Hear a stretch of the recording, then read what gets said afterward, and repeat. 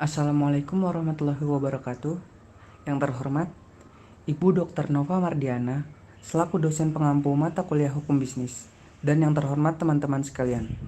Pada kesempatan kali ini, kami dari kelompok 5 akan membahas tentang aspek dan peranan hukum dalam organisasi perusahaan. Sebelum kami memulai presentasi kelompok kami, alangkah baiknya kami memperkenalkan kelompok kami terlebih dahulu.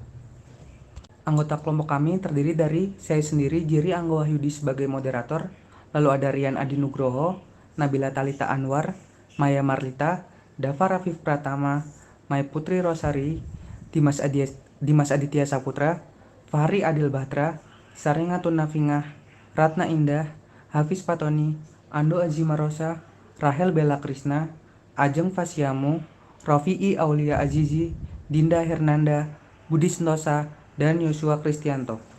Tujuan pembelajaran pada bab kali ini adalah yang pertama, mendeskripsikan dan memahami pengertian dan unsur-unsur perusahaan. Yang kedua, mendeskripsikan dan memahami pengertian, karakteristik, dan jenis-jenis organisasi perusahaan. Yang ketiga, membedakan aspek hukum pada tiap jenis organisasi perusahaan. Yang keempat, menelaah aspek dan peran hukum dalam pendirian organisasi perusahaan.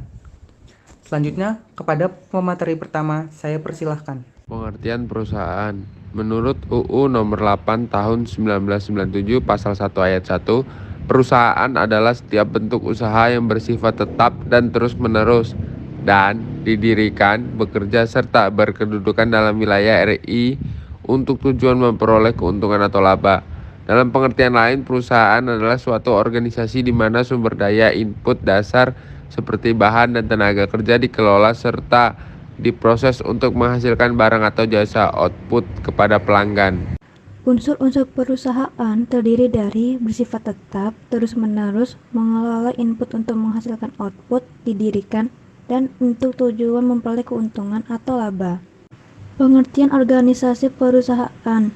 Organisasi perusahaan adalah suatu proses yang menjadi tempat orang-orang berinteraksi untuk mencapai tujuan perusahaan. Artinya, organisasi perusahaan merupakan wadah bagi orang-orang yang ada di dalam perusahaan untuk merencanakan, mengelola, melaksanakan, serta mengawasi berbagai kegiatan perusahaan guna mencapai tujuan dari perusahaan. Baik, selanjutnya yaitu ada jenis-jenis organisasi perusahaan. Yang pertama ada perusahaan perseorangan. Perusahaan perseorangan adalah perusahaan yang dijalankan dan dimodali oleh satu orang sebagai pemilik dan penanggung jawab. Seluruh utang dan harta kekayaan yang dimiliki oleh perusahaan menjadi tanggung jawab dari pemilik. Badan usaha seperti ini tidak perlu berbadan hukum, walaupun jika ingin boleh dilakukan. Nah, perusahaan perseorangan dibagi dalam dua kelompok, yaitu usaha perseorangan memiliki izin, yang artinya perusahaan ini memiliki izin operasional dari Departemen Teknis. Misalnya, perusahaan dagang yang memiliki surat izin usaha perdagangan atau SIUP. Dan kemudian yaitu ada usaha perorangan yang tidak memiliki izin, misalnya toko kelontong, kaki lima, dan sebagainya. Lalu di sini saya akan menjelaskan mengenai keuntungan perusahaan perorangan dan juga kekurangan perusahaan perorangan. Yang pertama, keuntungan perusahaan perorangan diantaranya yaitu keuntungan menjadi milik sendiri, mudah mendirikannya, tidak perlu berbadan hukum, rahasia perusahaan terjamin, manajemennya fleksibel.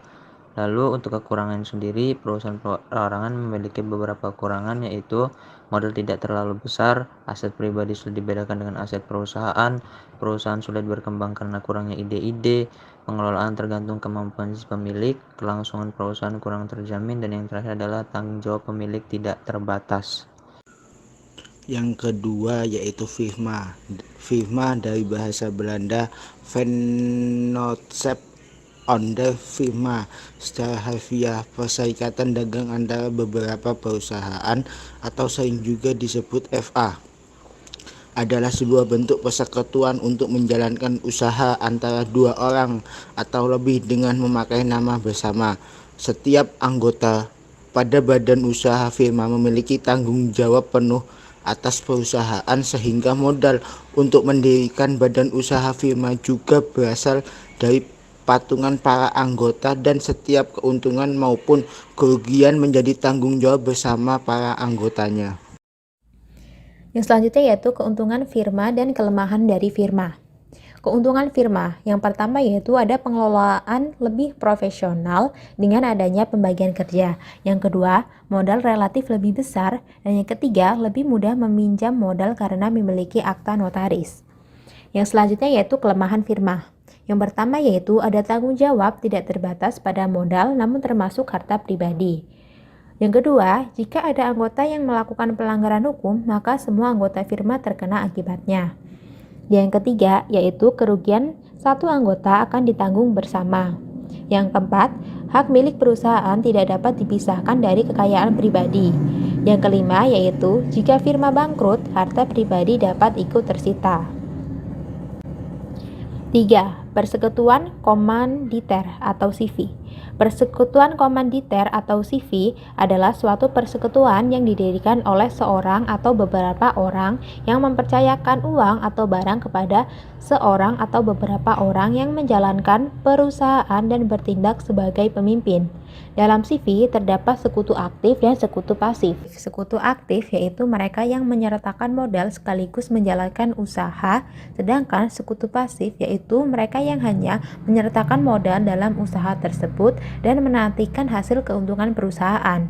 Sekutu aktif mempunyai tanggung jawab penuh terhadap semua kekayaan dan terhadap utang perusahaan, sedangkan sekutu pasif hanya mempunyai tanggung jawab terhadap modal yang diberikan. Untuk selanjutnya, sekutu aktif sering juga disebut sebagai persero kuasa atau persero pengurus. Sedangkan sekutu pasif sering juga disebut sebagai persero diam. Persekutuan komanditer biasanya didirikan dengan akta dan harus didaftarkan.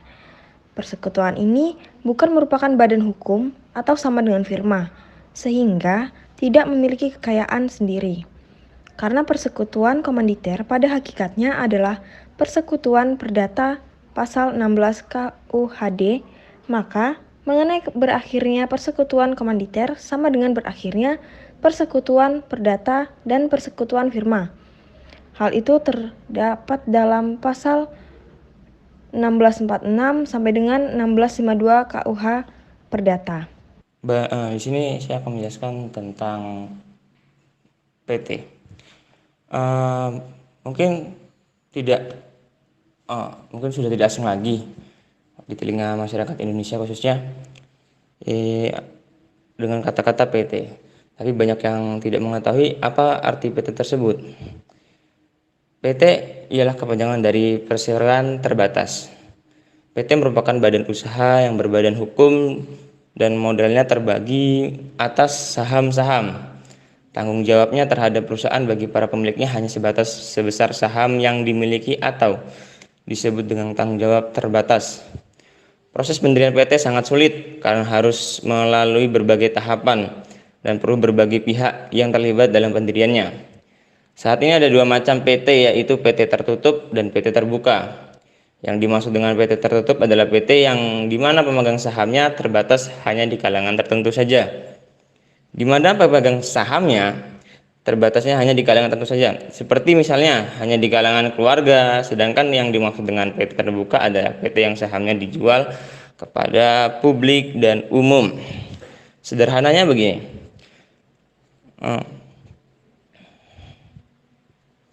Pengertian PT adalah salah satu jenis badan usaha yang dilindungi oleh hukum dengan modal yang terdiri dari saham seorang dikatakan sebagai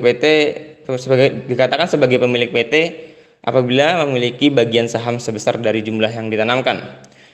Sesuai dengan Undang-Undang Nomor 40 Tahun 2007 yang membahas mengenai perseroan terbatas PT, dikatakan bahwa perusahaan berjenis perseroan terbatas adalah suatu badan usaha yang terbentuk badan hukum yang didirikan berdasarkan perjanjian dan melakukan kegiatan usaha dengan modal dasar yang seluruhnya terbagi dalam saham atau disebut dengan persekutuan modal.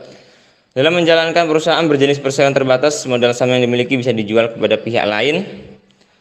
Artinya sangat memungkinkan terjadi perubahan organisasi atau kepemilikan perusahaan tanpa harus membubarkan dan mendirikan perusahaan kembali. Selain itu, oleh karena itu dibentuk berdasarkan kesepakatan, maka bisa dipastikan bahwa PT didirikan oleh minimal 2 orang. Pembuat perjanjian ini harus diketahui oleh notaris dan dibuat akte untuk mendapatkan pengesahan dari Menteri Hukum dan HAM sebelum resmi menjadi perusahaan berjenis PT. Oke, mungkin itu saja yang saya sampaikan, yang saya jelaskan. Selanjutnya akan dijelaskan oleh Saudara Ando. Kurang lebihnya mohon maaf. Wassalamualaikum warahmatullahi wabarakatuh. Materi yang berikutnya kita akan membahas kelebihan dan kekurangan dari perseroan terbatas atau yang biasa disebut dengan PT. Pertama kita bahas dulu kelebihannya. Di mana kelebihan dari perseroan terbatas itu? Yang pertama, mudah mendapat pinjaman modal karena statusnya yang berbadan hukum. Yang kedua, tanggung jawab pemegang saham terbatas pada modal yang ditanamkan. Yang ketiga, kelangsungan perusahaan terjamin karena tidak tergantung pada pemimpin dan pemegang saham. Yang keempat, pengelolaannya profesional karena dipegang oleh masing-masing ahlinya. Kemudian yang kelima, harta perusahaan terpisah secara manajemen dengan harta pemegang saham. Nah, untuk kekurangannya sendiri, yang pertama, prosedur pendirian PT itu relatif sangat sulit. Yang kedua, rahasia perusahaan dapat diakses secara umum. Yang ketiga, adanya banyak perusahaan yang sehingga keuntungan perusahaan itu berkurang. Yang keempat, perhatian pemegang saham terhadap perusahaan kurang karena tanggung jawabnya yang terbatas tadi. Selanjutnya kita masuk ke perusahaan negara. Perusahaan negara adalah perusahaan yang modalnya untuk seluruhnya merupakan kekayaan negara Republik Indonesia yang dipisahkan, kecuali jika ditentukan lain dengan atau berdasarkan Undang-Undang Pasal 1 Undang-Undang Nomor 19 PRP tahun 1960. Perusahaan negara ini didirikan dengan peraturan pemerintah yang menjadi badan hukum sejak berlakunya PP yang bersangkutan. Pasal 3 Undang-Undang Nomor 19 PRP tahun 1960 di Indonesia, perusahaan negara atau PN diwujudkan dalam bentuk badan usaha milik negara atau yang biasa disebut BUMN dan terbagi ke dalam beberapa jenis, yaitu selanjutnya ada perusahaan jawatan atau perjan. Nah, perjan ini merupakan bentuk dari BUMN yang semua modalnya dimiliki oleh pemerintah. Badan usaha ini berorientasi pada pelayanan masyarakat. Karena selalu mengalami kerugian, sekarang ini sudah tidak ada lagi perusahaan BUMN yang memakai modal perjan. Nah, sebab besarnya biaya yang digunakan untuk memelihara perjan tersebut, contohnya perjan misalnya seperti PJKA, yang sekarang sudah berganti nama menjadi PT KAI atau PT Kereta Api Indonesia ya.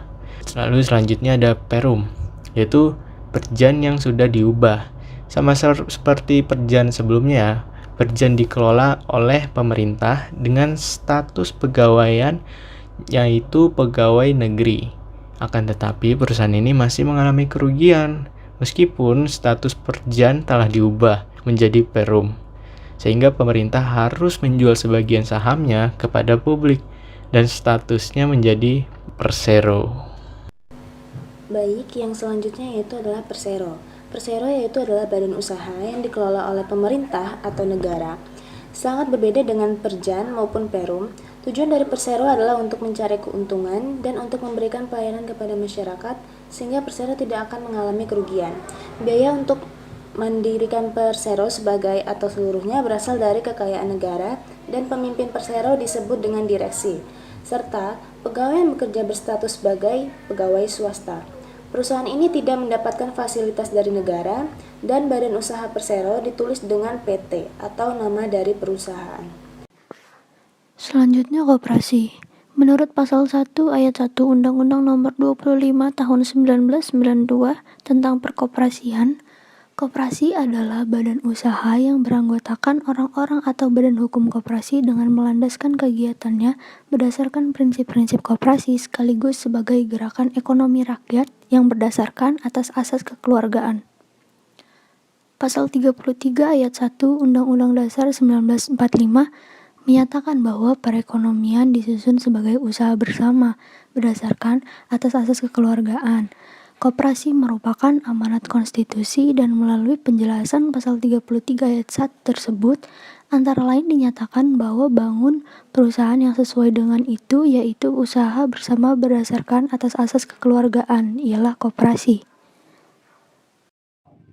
Prinsip-prinsip koperasi di Indonesia menurut Undang-Undang Nomor 5 Tahun 1992 tentang perkoperasian. Pertama, keanggotaan bersifat terbuka dan sukarela. Kedua, pengelolaan dilakukan secara demokrasi. Ketiga, pembagian SHU dilakukan secara adil sesuai dengan jasa usaha masing-masing anggota. Keempat, pemberian balas jasa yang terbatas terhadap modal. Kelima, kemandirian. Yang keenam, pendidikan perkoperasian. Dan yang terakhir, kerjasama antar koperasi. Yang E, prosedur pendirian organisasi perusahaan di Indonesia.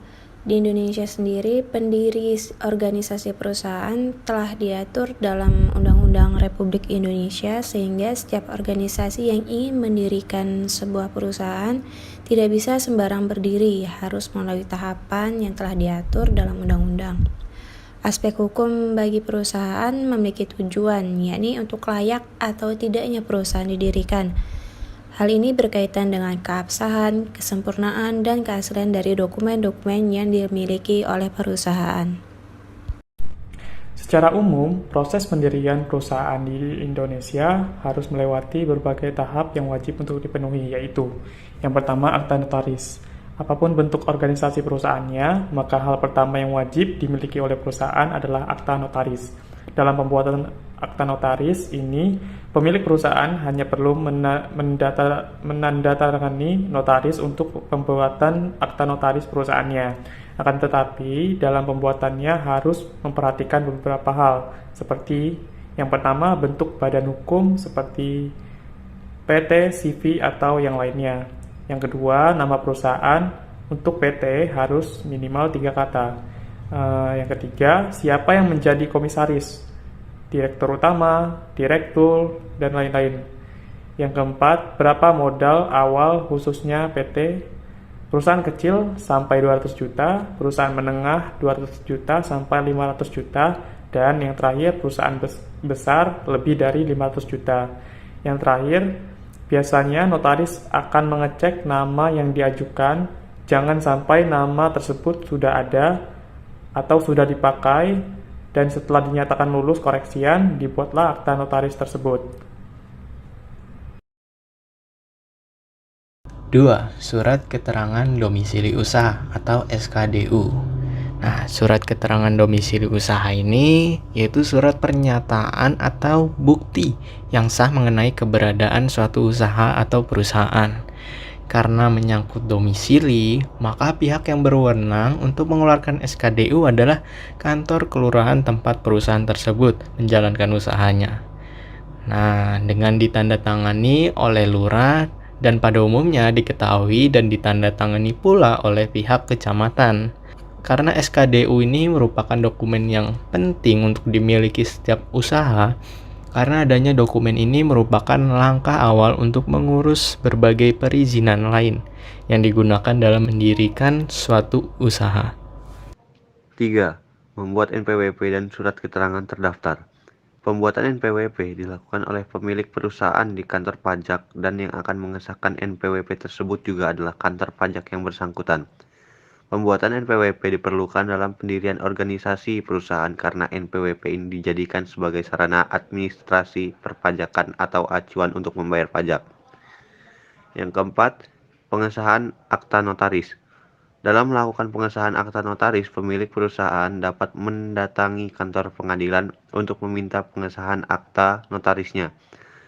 Baru setelah akta notaris disahkan, pemilik perusahaan dapat melanjutkan ke tahap terakhir dalam pendirian organisasi perusahaan. Tahapan kelima ialah membuat SIUP dan TDP. Dalam pembuatan SIUP dan TDP, pemilik perusahaan harus mendatangi kantor Badan Pelayanan Perizinan Terpadu atau biasa disingkat BP2T. SIUP adalah sebuah izin atau surat izin yang diperuntukkan untuk melaksanakan bermacam-macam aktivitas perdagangan. Nah, dokumen ini ialah dokumen yang sepatutnya diberikan kepada pemilik usaha, baik itu perorangan ataupun badan usaha. Sementara TDP memiliki kepanjangan tanda daftar perusahaan yang merupakan sebuah dokumen pengesahan. Dalam hal ini, terdapat sebuah peresmian bahwa suatu usaha sudah melakukan kewajibannya untuk melaksanakan pendaftaran perusahaan. Namun, perlu diingat bahwa TDP tidak diperuntukkan bagi suatu usaha perorangan yang skalanya kecil. TDP itu sendiri diatur dalam Undang-Undang Nomor 3 Tahun 1982. Baiklah, akhirnya kita masuk ke bagian kesimpulan. Jadi kesimpulan materi presentasi mengenai aspek dan peranan hukum dalam organisasi perusahaan ialah sebagai berikut. Perusahaan adalah setiap bentuk usaha yang bersifat tetap, terus-menerus, dan didirikan, bekerja serta berkedudukan dalam wilayah Republik Indonesia untuk tujuan memperoleh keuntungan atau laba. Dalam pengertian lain, perusahaan adalah suatu organisasi di mana sumber daya dasar seperti bahan dan tenaga kerja dikelola serta diproses untuk menghasilkan barang atau jasa kepada pelanggan. Unsur-unsur perusahaan yaitu bersifat tetap, terus-menerus, mengelola input untuk menghasilkan output, didirikan, dan bertujuan untuk memperoleh keuntungan atau laba. Organisasi perusahaan adalah suatu proses yang menjadi tempat orang-orang berinteraksi untuk mencapai tujuan perusahaan. Jenis-jenis organisasi perusahaan yaitu perusahaan perseorangan, firma, persekutuan komanditer, perseroan terbatas, perusahaan negara, dan koperasi. Di negara Indonesia, pendirian setiap organisasi perusahaan telah diatur dalam Kitab Undang-Undang Republik Indonesia, sehingga setiap organisasi perusahaan yang didirikan tidak bisa sembarangan berdiri. Harus melalui tahapan yang telah diatur dalam Undang-Undang Dasar. Secara umum, proses pendirian perusahaan di Indonesia harus melewati beberapa tahap yang wajib untuk dipenuhi, yaitu akta notaris, surat keterangan domisili usaha atau SKDU, membuat NPWP dan surat keterangan terdaftar, pengesahan akta notaris, dan yang terakhir ialah membuat SIUP dan TDP. Sekian yang dapat kelompok kami sampaikan. Kurang lebihnya mohon maaf apabila ada salah-salah kata. Terima kasih dan wassalamualaikum warahmatullahi wabarakatuh.